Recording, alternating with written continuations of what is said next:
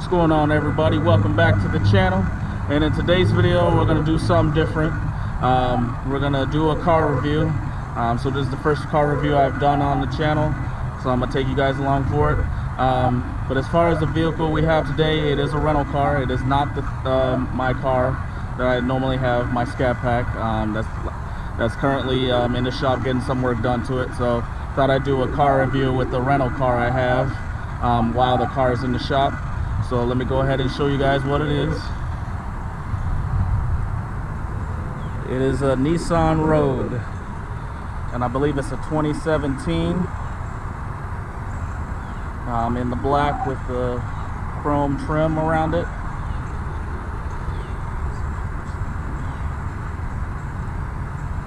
So like I said, this is not my car. This is just a rental, but I thought I'd do a car review for you guys, and take you guys along through it. So let's go ahead and do that now. So we're gonna go ahead and open up the car. As you can see, this is the interior. Apologize for all my stuff I got in here, but here is the interior, and then the second row seats. This sits 5 people, so it's just a 2-row small SUV. So you got controls here. You got the picture of the Rogue in the middle, and the instrument cluster, and then you got the radio and everything, and all the controls for the heat and the air conditioning. And then, like I said, I apologize for all my stuff. So yeah, like I said, this is a 2017 Nissan Rogue, and let's see, as you can see on the inside, it has a lot of features for it. Not as many as it could have. I believe this is just their basic, one of like the base model versions of the Rogue. But you got heated and cooled seats. You got the compartment right here for storage and whatnot, and there's also a plug in here for your car charger. And then over here you have the ports for the aux cable, USB port, and then another car charger port. And then it is remote start, and it is also push to start. Down here you have your eco mode option and your sport mode, and then you also have your gas pull here, and then also for the hood. And then you have your traction control, and then the sensors for around the vehicle to basically let you know when you're getting too close to something, or when somebody's getting too close to you.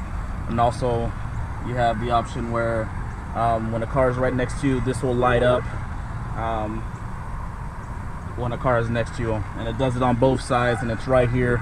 I know in most vehicles nowadays it's normally in the side mirrors, but with this car it is not, which I think that's interesting. I'm not sure if I'm a fan of that or not. So we'll go ahead and go to the back seats. So here, just your basic back seats. Yeah, looks like there's not much back here to really talk about. There's no options right here for the back seats. Looks like you can move the seats back and forth if you want, and also move this up and down, as you can see. So do that.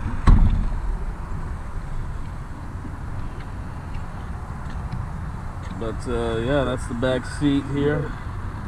And then let me pop open the trunk. And then here's the trunk. It's not a big trunk or anything like that. Decent sized trunk area, storage area.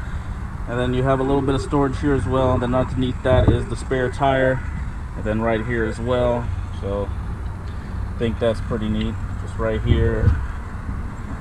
And then right here.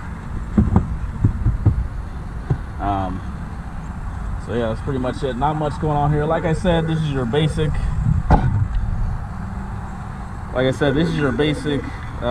Nissan Rogue. Doesn't have all the available options that it could have, but that's also because it is a rental car. So they're gonna get them. They weren't trying to get all the options they could when they purchased this vehicle. So here's the other side, the passenger side. So here is the passenger side as well here. Like I said, nothing fancy, just got, you know, place to put your stuff here. Obviously that's the rental agreements and all that stuff that they have to keep in the car here. And then, so yeah, and then your radio controls and everything.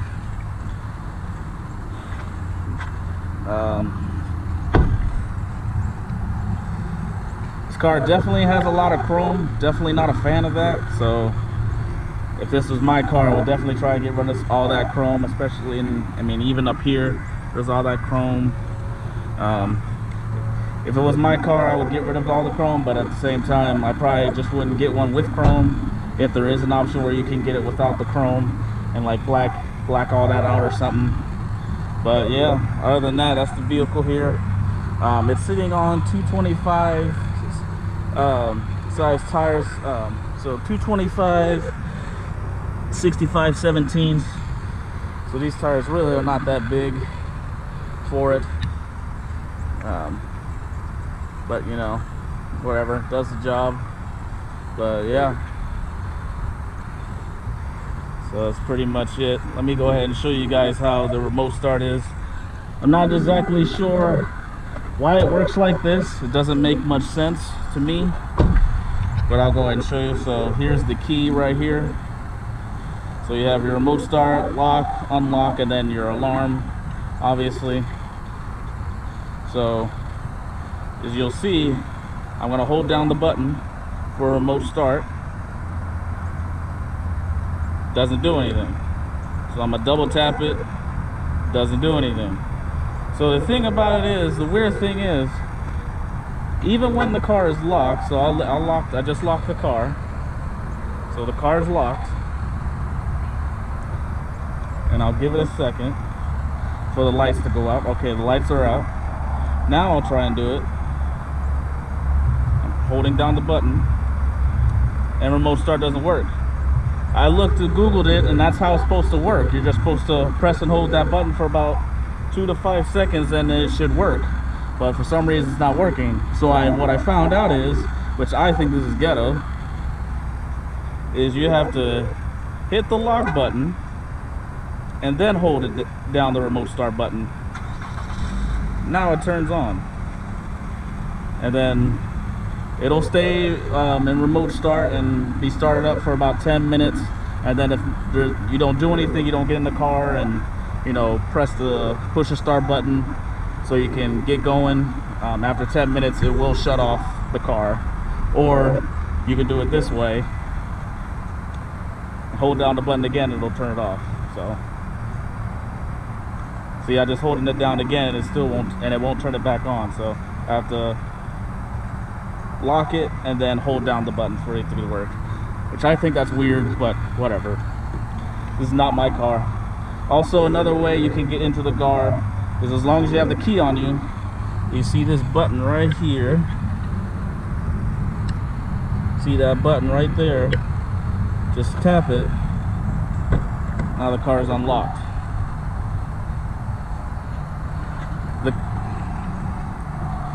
The car will not unlock just by you having the key in your pocket or in your hand and you going to putting your hand between the handle and it'll unlock. It won't do that. My Challenger does that. So this is a 2017, as far as I know. That's what it looks like. It reads. I mean, it's faded out on here, but it looks like it says 2017 on here. So I wouldn't see why some features just aren't working like they should, especially nowadays. But yeah, other than that, let me go ahead and turn on the car. So you have to obviously push the brake and then push the start. Obviously turns it on. And then you got the picture of the Nissan there. And then you got safety shield. Let me turn that down actually. So you got the safety shield, which is just to protect the vehicle. So it's like sensors all around the vehicle that if when you get too close to a car, basically that when you get too close to a car or somebody's getting close to you, it'll beep.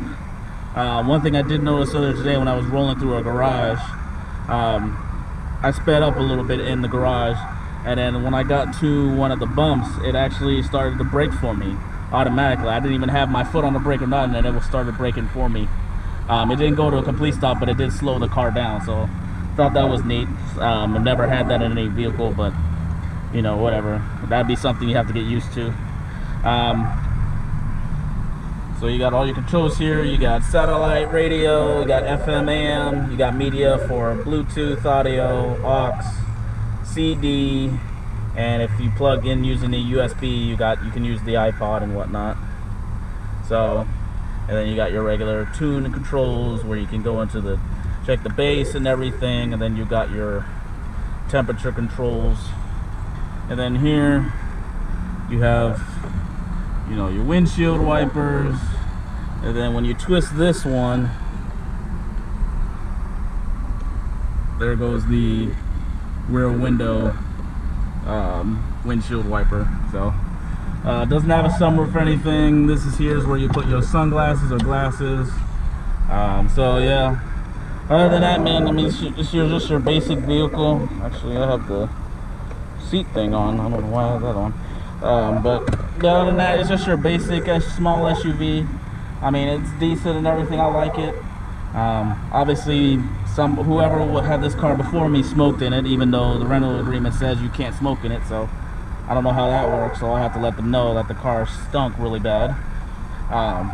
But yeah, I just wanted to do a quick review for you. As far as my thoughts on this vehicle, I mean, it's okay. Wouldn't be my first choice, but obviously wouldn't be my last choice. I mean, obviously I wouldn't pick this vehicle specifically like this one right now, if I could, because it's been smoked in and has 40,000 miles on it. So no telling where this car has been and everything, and no telling how the rental place, how good they take care of it. I mean, I do see that there's a sticker here saying that it just got an oil change at 37,000 miles. So, and right now it has 40,800 miles on it, so it's close to needing an oil change. So other than that, the vehicle's all right for what I needed. Obviously, it's just a rental, so just for the week. I'm definitely not a fan of the buttons being right here for Eco and Sport. I think that's silly, especially when you're sitting in it, and you can see where my feet are, and like, you know, you got to go all the way down here to get to it. Like, I think that's stupid. Like, it's a little inconvenient. Obviously you got your pull for the gas and for the front hood. So yeah, I mean, it's just a decent vehicle. If I had to rate it, 1 being terrible and 10 being the best, I'd probably give this maybe 6 or 7. So but yeah, that's just my thought, guys. I'd probably give this vehicle a 6. So it's really nothing special, but you know, it does the job. I mean, everybody has their different tastes. So if there's somebody out there that's not into sports cars or muscle cars or anything, and just like their economy cars, or like their small SUVs, this is definitely a choice that I think that they should look into, is one of these vehicles. Obviously, if you go through a dealer, or if you go on the website through cars.com or AutoTrade, you can obviously find one with more options, like a sunroof or something. But as far as this one specifically, like I said, it's doing the job for me. It's getting me from A to B, and it's a decent vehicle. So that's my thoughts on it, guys. This is my first review, so please let me know in the comments what you think about this first review. I know it probably seemed like I was rushing through it all and didn't know exactly everything about the car, but it was just something I thought about doing, you know, to do something different, even though there's millions of YouTubers out there that have done car reviews. So I don't even know why I even did it, but whatever, just decided to give it a shot. So let me know how you guys, go ahead and go in the comments below and rate how I was as far as reviewing the video. I know it was terrible, so go ahead and just let me know. I mean, like I said, this was just last minute, like, you know, I just wanted to review and see how it goes. But let me know if you like this video. If you do like this video, make sure to hit the like button, and then also subscribe to the channel if you want to see some more content. And also, along with writing your comments as far as what you thought about this review, let me know what else you want to see on the channel, and I'll see what I can do for you guys. But until the next one, this is Akeem with Thirsty Beef 513, and I'm out.